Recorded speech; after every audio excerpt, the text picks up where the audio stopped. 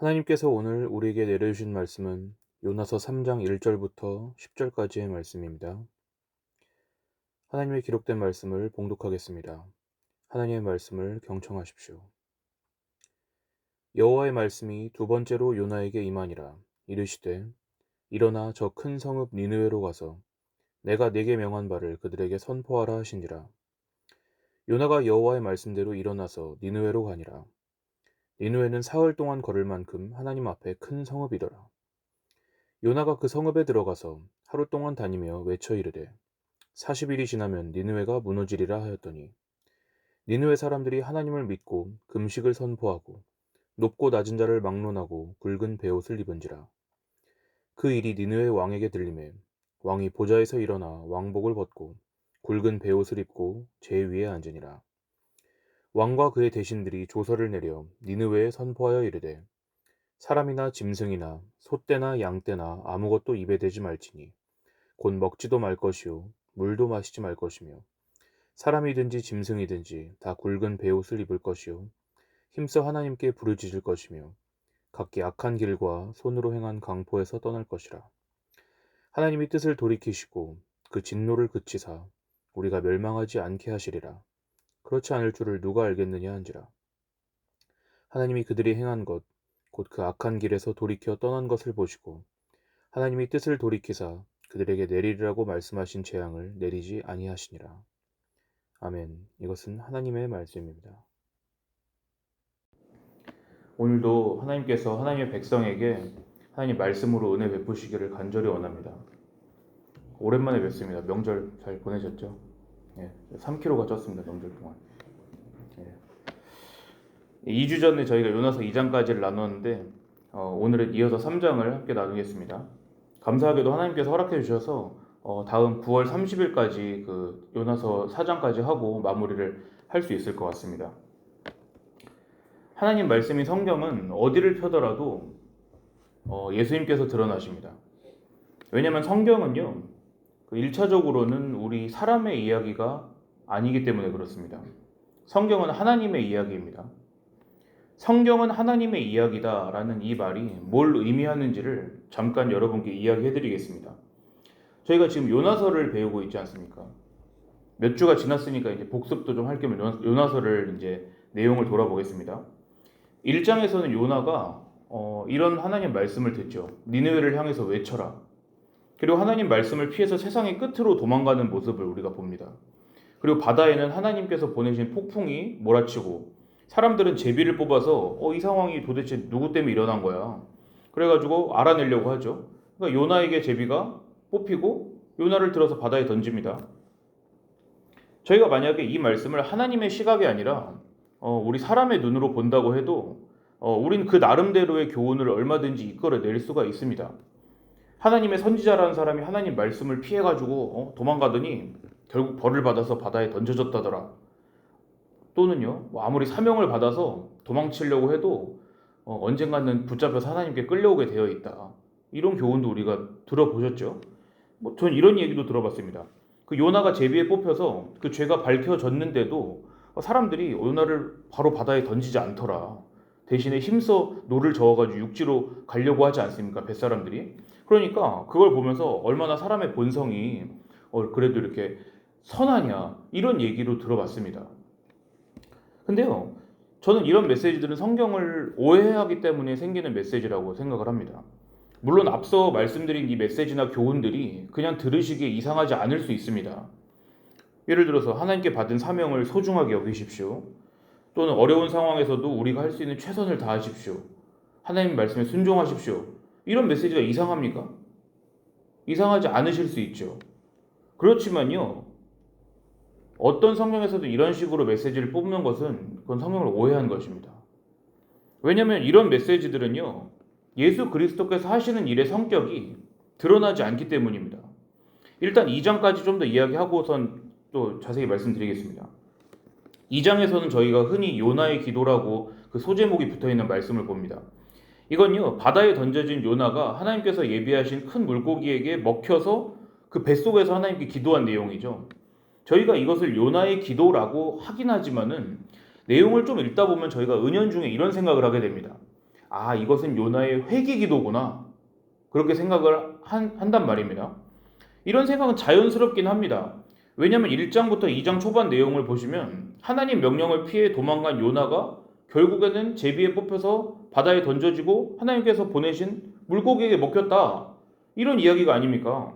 저희가 이렇게 앞부분 이야기를 요나의 죄, 요나의 잘못에 대해서 하나님께서 벌을 내리시는 이야기다. 이렇게 생각을 하면요, 당연히 2장 내용도 요나가 회개하는 거라고 생각을 할 수가 있단 말입니다. 그리고 만약에 이렇게 저희가 믿는다면은 2장 마지막 절인 10절에서 그 요나를 삼킨 물고기가 요나를 육지에 토해내는 것은 어떻게 우리가 여기겠습니까? 아마 이렇게 생각할 것입니다.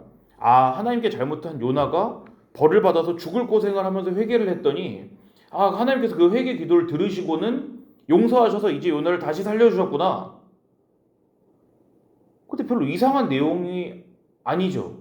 이렇게 생각하시는 게 어색하지 않으시죠? 저희가 요나에 관한 성경 설교를 듣든지 혹은 개인적으로 묵상하시고 읽으시면서 거의 우리가 성경을 이런 식으로 이해하고 있지는 않습니까? 저는 지금 성경을 이렇게 읽으시는 것을 오해한다고 말씀드리는 것입니다. 그럼 성경을 바르게 이해한다는 것은 무엇일까요?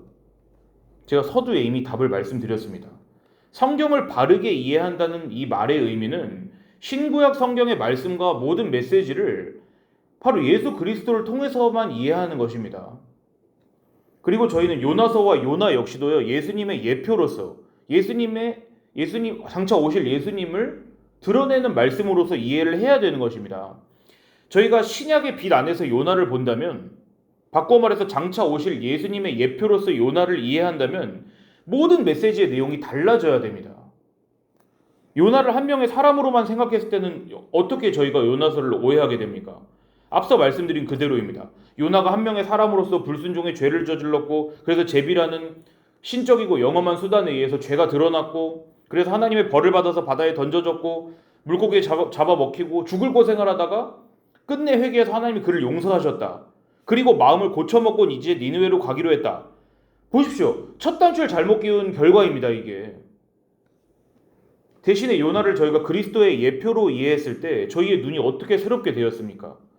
요나는 니느웨로 가라는 하나님의 말씀을 듣지만 사실 요나한테는 니느웨로 가야 될 의무가 없습니다. 성자 예수님께서 죄인을 구원하시기 위해서 이 땅에 오시고 의로운 삶을 사시고 죄짐을 지시고 십자가에서 죽으실 의무가 없었던 것처럼요.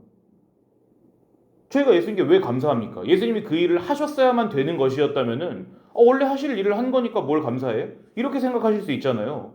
그렇지만은 저희가 예수님께 감사할 수 있는 이유는 성자께서 성부 하나님의 명령을 자발적으로 지키셨기 때문에 그런 거거든요.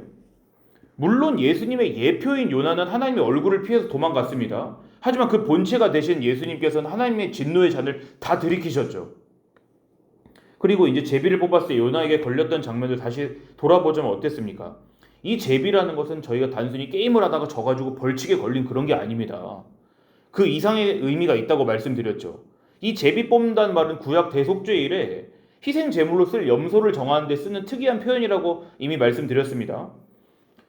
역시 요나가 속죄의 어린 양 되시는 우리 예수님을 예표하는 그런 중요한 대목이었습니다. 이어서 요나가 바다에 던져진 걸 떠올려 보십시오. 사실은 누구의 죄 때문입니까?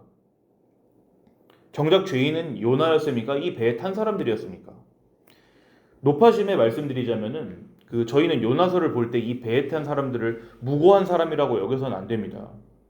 요나를 한 명의 죄인이라고 가정하는 이 오해가 이 배에 탄 사람들이 억울하게 고난당했네. 괜히 요나가 타가지고 이 사람들이 죽게 되었구만.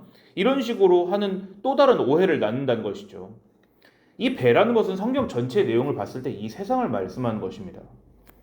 그리고 이 세상에는 풍랑의 모습으로 드러난 하나님의 심판이 임하죠.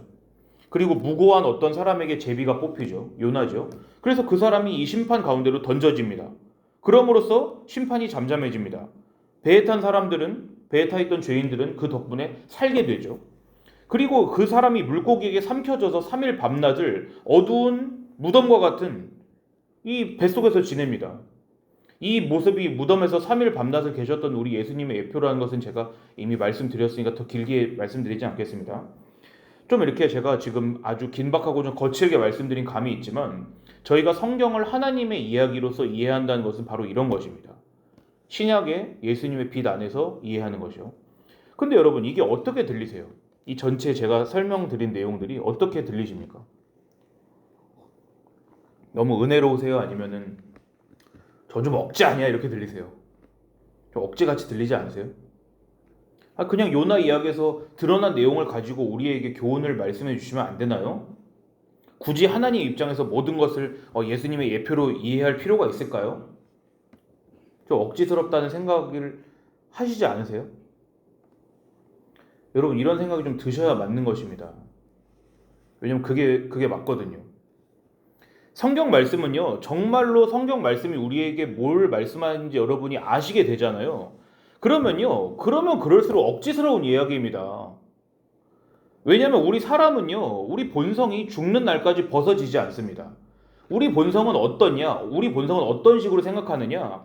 그냥 내가 원래 알던 도덕 기준대로 생각하는 게 더 편하단 말이에요. 그게 더 익숙하고 그게 더 자연스러운 게 우리이기 때문에 성경을 예수님 얘기하면 좋죠. 그렇지만 계속 예수님 얘기하잖아요. 그러면은 이렇게 예수님 얘기만 해. 이러실 수가 있단 말입니다. 그래서 여러분이 그런 생각이 드시면은 물리치지 마시고 내 속에서 이런 생각이 드는구나라는 걸 스스로가 아실 필요가 있다고요. 그래서 사람은 어떻게 하느냐? 이 땅의 원리, 아래의 원리를 가지고 하늘의 원리를 이해하려고 하고 아래에서 위로 올라가려고 합니다. 제가 어려운 이야기를 지금 쉽게 드리는 거예요. 그게 바로 성경을 하나님 말씀으로 생각하지 않는 우리 본성이 저지르고 있는 슬픈 현실이라고요. 성경은 우리 인간의 이야기가 아니라 하나님의 이야기라는 이 말이 뭘 의미하는지 좀 아시겠습니까? 성경을요 괜히 계시라고 한 게 아닙니다. 계시는요 그걸 보여주는 쪽에서 열어준다는 뜻입니다. 그 말은 바꾸어서 말씀드리면은 보여주는 쪽에서 이게 무슨 이런 뜻이야라고 알려주지 않으면은 절대 못 알아듣는 그 계시라는 것입니다. 땅에서 아무리 하늘로 올라가려고 해도 그럴 수 없고요.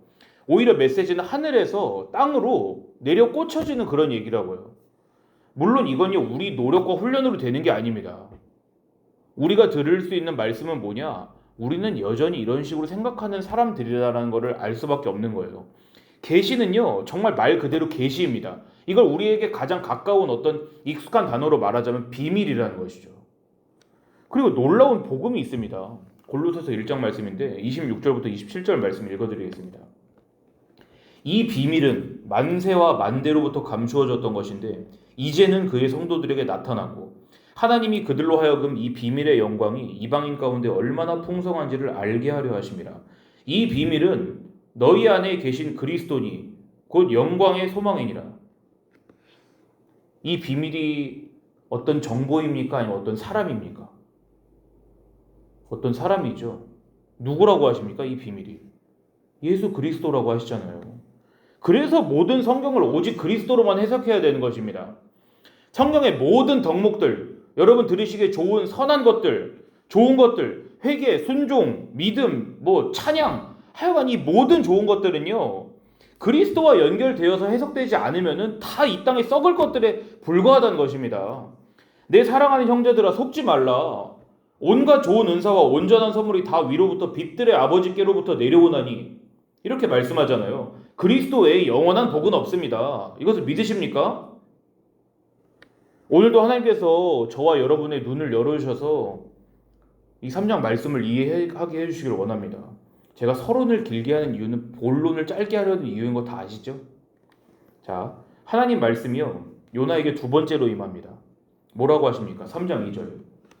일어나 저 큰 성읍 니느웨로 가서 내가 네게 명한 바를 그들에게 선포하라 하시니라. 이 말씀은 여러분 1장 2절 말씀 앞부분에 너는 일어나 저 큰 성읍 니느웨로 가서 그것을 향하여 외치라라는 말씀과 정확히 똑같은 말씀입니다. 한글 개역개정에는 이제 1장 2절에는 외치라로 되어 있고 오늘 읽으신 3장 2절에는 선포하라 이렇게 되어 있지만 히브리어로 보면 토시 하나 틀리지 않고 정확히 똑같은 말씀입니다. 제가 예전에 1장 설교할 때 이 외치라라는 말씀이 무슨 뜻인지 잠깐 이야기했습니다. 이 외치라라는 것은 저희가 이것을 들은 다음에 니느웨 사람들이 막 제 가운데서 안고 베옷을 입고 회개했으니까 회개하라는 말씀을 했겠지 이렇게 생각하시지만 그렇게 한번 의역을 하시면 안 됩니다. 이 외치라라는 말씀 원어로는 그냥 외친다는 뜻입니다. 저기 대고 부르는 거죠. 큰 소리로. 이것을 잘 기억하시면서 여러분 3장 보셔야 됩니다. 오늘 여러분께서 말씀을 다 들으시고 난 이후에는 성경이 말씀하시는 회개가 무엇인지를 여러분 안에서 새롭게 이해하시게 되어야 합니다. 아마 요나서를 강의하는 설교를 몇 번 들어보신 분들이라면 다 아실 만한 재미난 이야기를 하나 해드리겠습니다. 그 3장 뒷부분에 보시면은 니느웨의 규모가 얼만큼인지 나오거든요. 이 니느웨가 며칠을 걸을 만큼 크다고 써 있습니까? 니느웨는 사흘 동안 걸을 만큼 하나님 앞에 큰 성읍이더라. 그 사흘이라고 하니까 감이 잘 안 오시죠? 니느웨 도시 크기를 지금 저희가 쓰는 단위로 바꿔서 말씀드리면은 대략 한 18제곱킬로미터 정도입니다. 뭐 정확히 이렇게 사각형은 아니겠지만 가로 세로 길이가 대략 18km라고요. 18km면 여기 삼성제일교회부터 파주시까지가 직선거리로 18km 정도입니다. 성경의 표현으로 돌아가 보겠습니다. 성경에선 니느웨의 규모를 사흘 동안 걸을 만큼 크다고 되어 있죠. 영어 성경에는 통과하는데 사흘이 걸린다 이렇게 되어 있고요. 샅샅이 둘러보는 게 아니라 그냥 가로질러서 가는 데만 3일 정도가 걸리는 큰 성읍이라고요. 근데 4절 보세요. 4절 보시면 요나가 얼마 동안 니느웨를 돌아다니면서 외칩니까? 요나가 그 성읍에 들어가서 하루 동안 다니며 외쳐 이르되. 요나는 원래라면 최소 3일을 돌아다녀야지 될 만한 규모의 도시를 지금 하루만 다니면서 뭔진 모르겠지만 어떤 메시지를 외친 것입니다. 이게 무슨 의미일까요? 여러분 생각해 보셔야 됩니다. 자, 이렇게 생각해 보겠습니다. 예전에 한창 코로나가 이제 유행을 했을 때 저희 교회도 이제 방역 수칙에 따라서 매주 방역을 했습니다. 그 기억하실지 모르겠지만 제가 이제 아침마다 그 등에다가 큰 통을 메고서는 그 온 교회를 돌아다니면서 소독약을 뿌렸죠. 주일 아침에 이제 일부 예배 전에 제가 이제 1층 각 그 부서실, 그다음에 2층 본당, 또 강대상도 올라가서 강대상에도 약 뿌리고 본당 3층, 또 자모실, 그리고 방송실, 지하 친교실, 그다음에 여기 중계배실, 그 우리 청년부실 다 빠지지 않고 소독약을 살포를 했거든요. 이걸 제가 간략하게 그냥 교회 1, 2, 3층을 소독했다고 해보겠습니다. 근데 이걸 제가 뭐 원해서 기쁜 마음으로 했을까요? 자발적으로? 이 방역 지침을 받으신 우리 박 전도사님께서 저보고 이제 하라고 시키신 거잖아요. 그러니까 최 전도사님 코로나가 유행이니까 교회 1, 2, 3층을 소독을 좀 해주세요. 그렇게 말씀하셨겠죠? 근데 이제 예를 들어서 제가 그 말씀을 듣고 이렇게 생각을 한 것입니다. 아이씨, 이렇게 소독을 많이 하라 그래. 그냥 사람들 제일 많은 본당만 하면 되지. 그러고서는 여기만 빨리 한 다음에 3층 가가지고 유아실에서 잠이나 자다 내려가자 그랬다고 해보겠습니다. 물론 이렇게 한 적은 없습니다. 그냥 생각만 해봤다고요. 이렇게 이제 하루 정도는 제가 이제 불성실하게 한 적이 있습니다. 이 자리에서 고해성사합니다. 자 보십시오. 이제 1, 2, 3층을 소독하라는 말씀 들었습니다. 1, 2, 3층 소독하세요. 근데 제가 본당 2층만 소독하고 말았다고 한번 생각해 보십시오. 그럼 제가 맡은 일을 충실하게 했습니까? 충분합니까? 자, 이제 요나를 보세요. 요나를 가로질러서 가도 사흘길이 걸리는 큰 성읍을 하루만 돌아다니면서 외쳤습니다. 근데 요나가 이 하루 동안 니느웨에 사는 아수르 사람들 모아놓고 세미나실 빌려가지고 설교했을까요? 강해 설교를? 회개의 메시지를 충분히 전했겠습니까? 우리가 기대하는 것처럼? 요나가 외친 말 대단히 짧았습니다. 4절 후반절에 보세요. 40일이 지나면 니느웨가 무너지리라. 성경에 뭐 이 말 외에 했다고 안 써 있습니다. 여러분께 이 상황이 어떤지를 좀 더 실감 나시라고 역사적인 배경을 설명해 드릴게요. 요나 선지자가 활동했던 시기는요, 북이스라엘의 여로보암 2세 왕 때입니다. 근데 비슷한 시기에는 남유다에는 히스기야 왕이 있었죠. 히스기야 왕 때 여러분 잘 아시는 사건이 하나가 터집니다. 히스기야 왕 통치 14년 때 아수르가 침공해서 들어오죠. 그래가지고서는 그 사네립 왕이 유다 성읍을 다 점령을 했습니다. 그러니까 히스기야 왕이 이제 큰일 났으니까 머리를 조아리면서 아수르 왕이시여 어떻게 안 되겠습니까? 그러니까 아수르 왕이 조공을 바치라고 해서 금액을 알려줍니다. 얼마냐면 은 300달란트, 금 30달란트. 그 여러분 달란트가 몇 킬로인지 아시죠? 그 달란트는 시대마다 다르지만 최소 30kg입니다. 1달란트란 금속 1달란트는요. 그러니까 얼마나 터무니없이 많은 양을 가져오라 한 겁니까? 그래가지고 왕궁하고 성전 곳간을 다 털었는데도 모자라가지고 성전 문 씌워놨던 금박이랑 왕궁 장식할 기둥 장식할 때 썼던 금을 다 벗겨가지고 다 갖다 줍니다. 아수르한테. 근데 아수르가 얼마나 양아치인가 하면은 그걸 받고도 예루살렘을 포위합니다. 그리고서는 이제 역시 우리가 잘 아는 장면이 나오죠. 아수르 왕이 보낸 사신들이 있습니다. 이제 뭐 장군들의 이름들이 여러 나오죠. 직분입니다만. 그리고 예루살렘 성 앞에서 온갖 모독을 쏟아냅니다. 아수르의 사신들이. 야, 니네 왕 나와보라 그래. 그러니까 이제 당연히 왕은 안 나오죠. 대신에 왕궁에서 이제 유다 쪽에서도, 이스라엘 쪽에서 사신이 나옵니다. 그래가지고 이제 아수르 사신들이 계속 말하는 것입니다. 우리 아수르 대왕께서 말씀하시기를 니네 다 겁쟁이들이라며, 니네 다 말만 번지르르하게 한 그런 반역자 같은 놈들이 아니냐. 너희 하나님 여호와인가 뭔가 하는 그 신을 너희가 신뢰한다고? 웃기지 마. 그러면서 막 모욕을 쏟아 놓습니다. 그리고서는 이렇게 얘기하는 것입니다. 아수르 사신이, 야, 니네 한번 생각해봐. 니네 하나님께서 허락하지 않았으면 내가 여기 와서 여기 예루살렘을 점령이나 할 수 있었겠어? 그리고서는 너희한테 말해줄 게 하나 있는데, 사실은 니네 하나님이 나한테 와서 그러더라. 여기를 쳐서 점령하라고. 이 성경에 써있는 말입니다. 얼마나 큰 모욕입니까? 하나님의 백성들에게 너희가 지금 점령당한 것은 너희 하나님의 뜻이야. 하나님이 나한테 와서 말했다니까 너희를 점령하라고? 그런 것입니다, 지금. 그러니까 너무 모욕적이지 않습니까?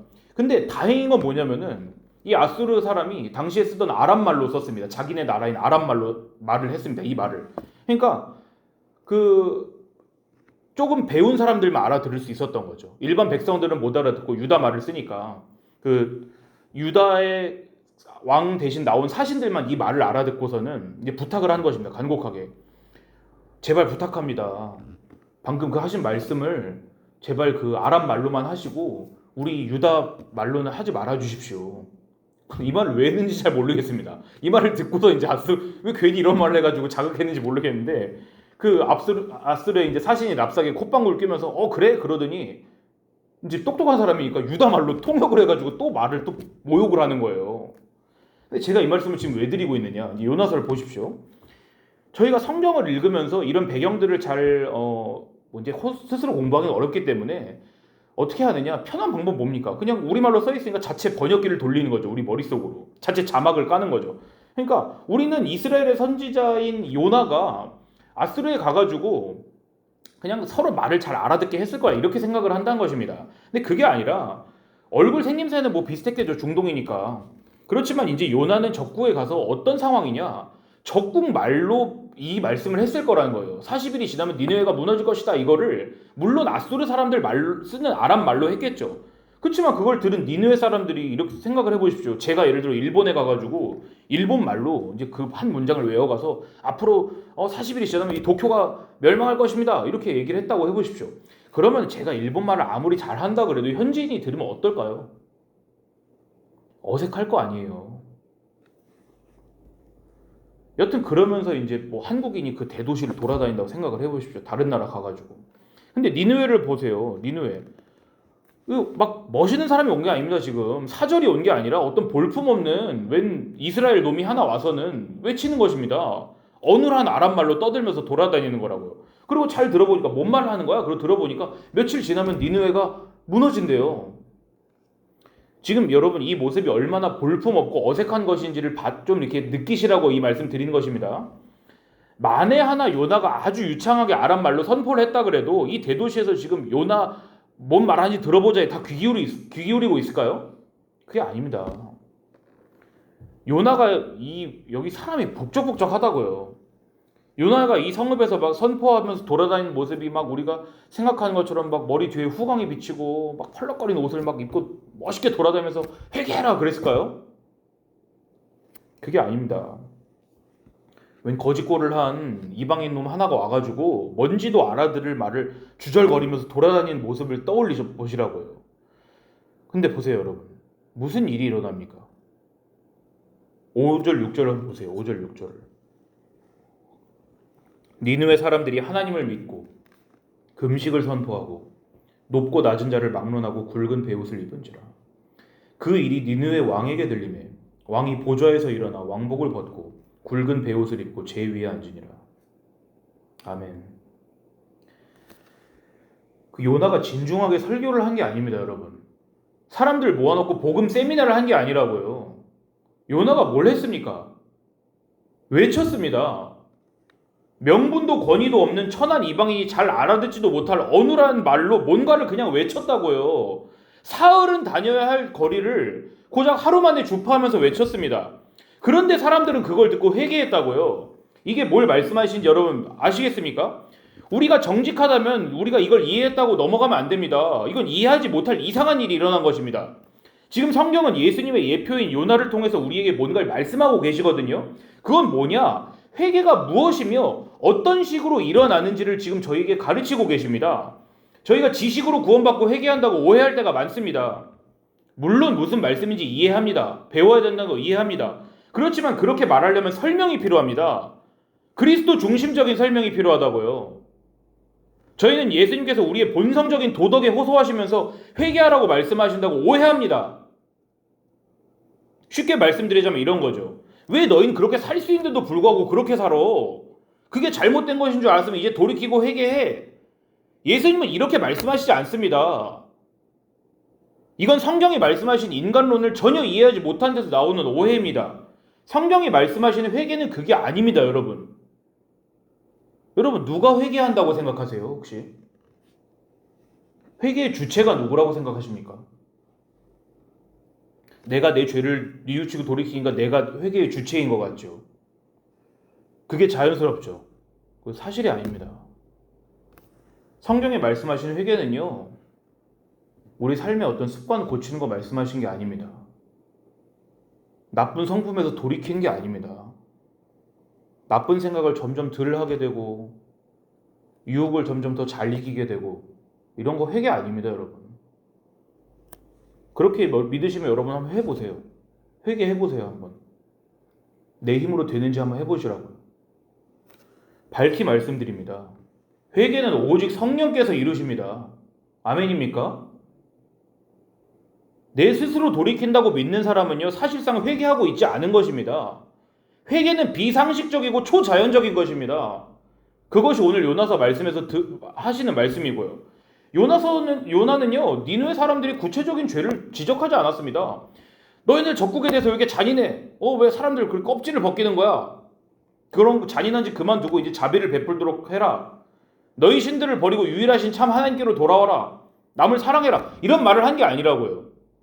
요나는 그냥 들으면 저 정신 나간 사람이 뭔 소리 하는 거야? 이렇게밖에 안 들릴 소리를 외치고 돌아다녔습니다요. 지금 40일 뒤에 여기 니느웨가 멸망할 것입니다. 그런데 사람들은요, 이 단순한 메시지를 듣고 돌이켰다고요. 이 사람들이 지금 하나님의 말씀으로 예비되어 있었겠습니까? 이 사람들이 요나가 오기 전에 막 복음서를 읽었을까요? 양심이 아수르 사람들의 양심이 난 늘 잘못하고 있지. 이렇게 양심에 찔리는 삶을 살고 있다가 어느 날 그 양심을 후벼 파는 메시지가 들어오니까 회개했을까요? 그렇게 우리 상식선에서 말씀을 해석하려고 하지 마시고요. 이 성경에 드러난 말씀을 믿음으로 받으십시오. 요나의 메시지는요, 어떤 논리나 우리가 일반적으로 흔히 생각하는 그런 회개 촉구의 메시지를 담고 있지 않습니다. 이건 단순한 선포였습니다. 하늘에서 그냥 땅으로 내려 꽂히는 메시지였다고요.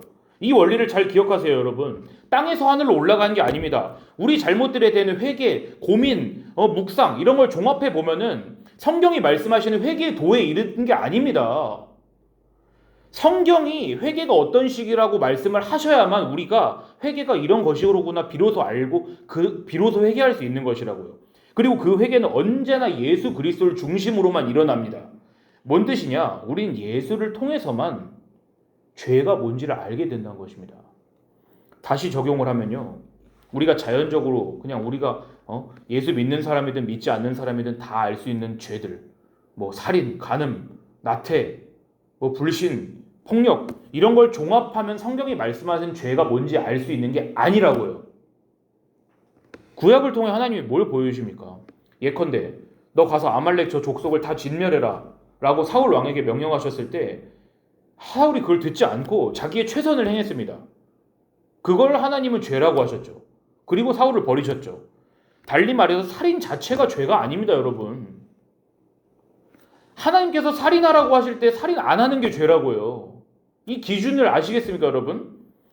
선악의 기준은 하나님이세요. 하나님은 이런 이야기들을 수없이 보여주심으로써 어떤 구체적인 덕목이 아니라 하나님 당신이 기준이 되신다는 것을 우리에게 계속 계시하신다고요. 그리고 예수님께 이르러서 그 계시가 완성이 됩니다. 그래서 죄는 항상 하나님이신 예수님을 기준으로만 성립이 되는 것입니다. 이방에서 온 요나가 정신 나간 사람처럼 니느웨에서 외치고 돌아다녔던 것처럼 하늘의 왕자이신 예수님께서 죄악으로 물든 하늘에 비하면 이방인 이 땅에 오셔서 외치신 첫 소리가 무엇이었습니까? 회개하라. 천국이 가까웠느니라.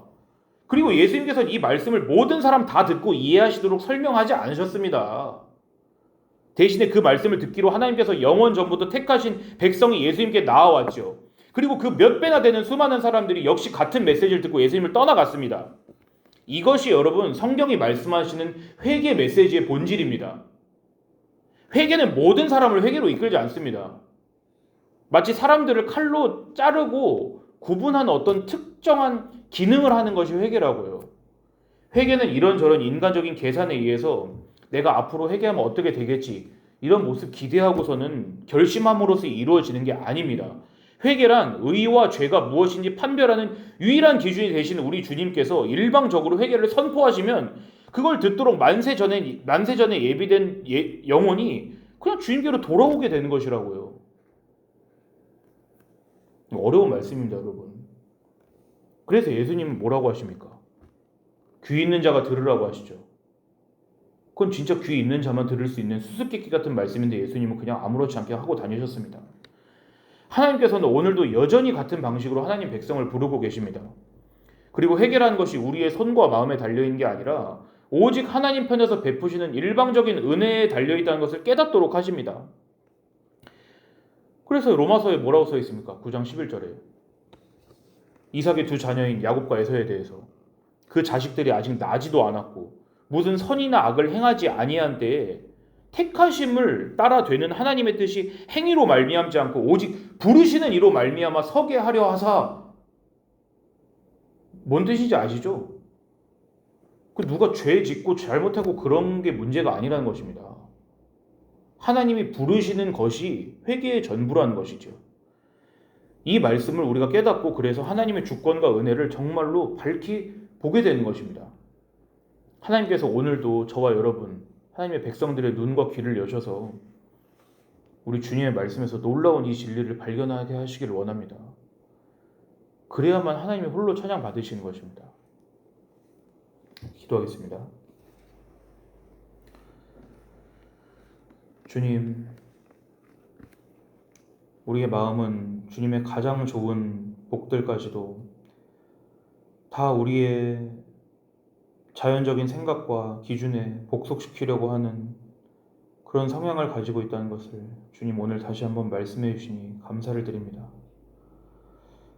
우리가 예수를 기준으로 선과 악을 판단하지 않고 우리의 상식선에서 좋은 덕목들을 갖다 붙이며 그런 것들을 추구하는 것들이 얼마나 우리 마음속에 가득한지 모릅니다. 우리는 조금 예전보다 나아진 우리의 모습을 보면서 우리가 회개했다고 생각하고 우리의 성품이 변화되는 것들을 보면서 우리가 성화된다고 생각합니다. 주님, 그런 오해들로부터 우리를 건져 주시옵고 우리가 예수님의 빛 안에서 우리 스스로를 봤을 때 우리에겐 어둠뿐이며 주님께서 우리를 비춰주시지 않는다면 우린 여전히 이 어둠 가운데 앉아있는 불쌍한 존재들임을 깨닫도록 성령께서 인도하여 주시옵소서. 우리가 어떻게 스스로의 어둠을 우리의 눈으로 보겠습니까? 하나님의 말씀이 우리에게 비출 때만 우리에게 주님이 얼마나 필요한지를 알 수 있을 것입니다. 요나의 회개하라는 말씀을 듣고 돌이킨 니느웨 백성들처럼 오늘도 하나님의 아들이신 예수님께서 우리 각 사람의 심령 가운데 회개의 복음을 선포하셔서 우리가 어둠 가운데서 돌이키고 우리가 얼마나 주님 앞에 죄인인지를 주님의 말씀을 기준으로 깨달아 알도록 도와주시옵소서. 그래 우리가 예수를 우리의 주님으로 고백하고 하나님께 은혜 베푸신 손길이 하나님께만 있으며 우리 하나님께 영광 돌리는 삶이 이 땅과 올 생애에서 영원히 계속되도록 하나님 복 내려 주시옵소서. 우리의 영원한 의가 되시는 예수님의 이름으로 기도드리옵나이다. 아멘.